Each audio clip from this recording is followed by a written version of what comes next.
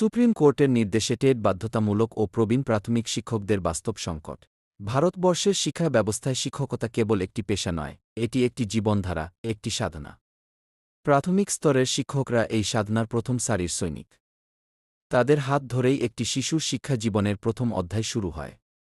কিন্তু সাম্প্রতিককালে মহামান্য সুপ্রিম কোর্টের নির্দেশে যখন ঘোষণা করা হল যে কর্মরত সকল প্রাথমিক শিক্ষক ও শিক্ষিকাদের জন্য টেট পাস বাধ্যতামূলক, তখন সেই দীর্ঘ সাধনার মাঝে এক নতুন অনিশ্চয়তার ছায়া নেমে এল।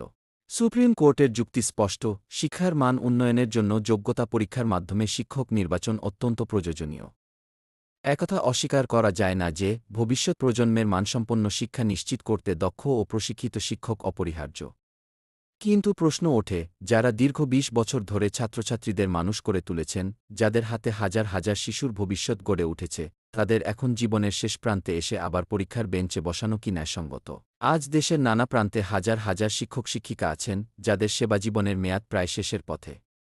বয়স, দায়িত্ব, পারিবারিক চাপ সবকিছু সামলে তাদের পক্ষে এই নতুন পরীক্ষার প্রস্তুতি নেওয়া অনেক ক্ষেত্রেই প্রায় অসম্ভব।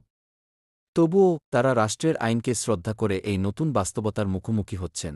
কেউ কেউ নীরবে প্রস্তুতি নিচ্ছেন, কেউ বা মানসিকভাবে ভেঙে পড়ছেন। অনেকে আবার একত্রিত হয়ে রিভিউ পিটিশন দাখিল করেছেন, যাতে প্রবীণ শিক্ষকদের জন্য কিছু ছাড় বা বিকল্প মূল্যায়ন ব্যবস্থা রাখা যায়।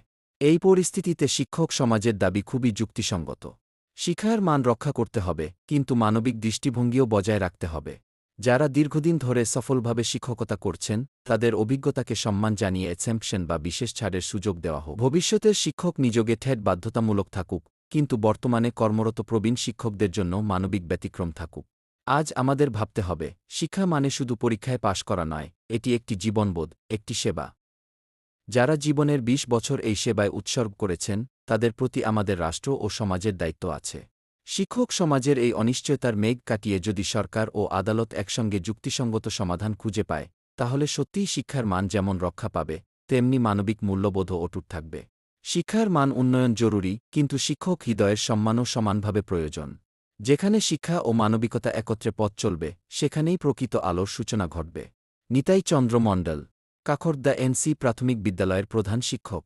এতক্ষণ শোনার জন্য ধন্যবাদ। দেখা যাক শিক্ষক শিক্ষিকাদের এই পথ সুগম হোক, এই কামনা করি। ধন্যবাদ।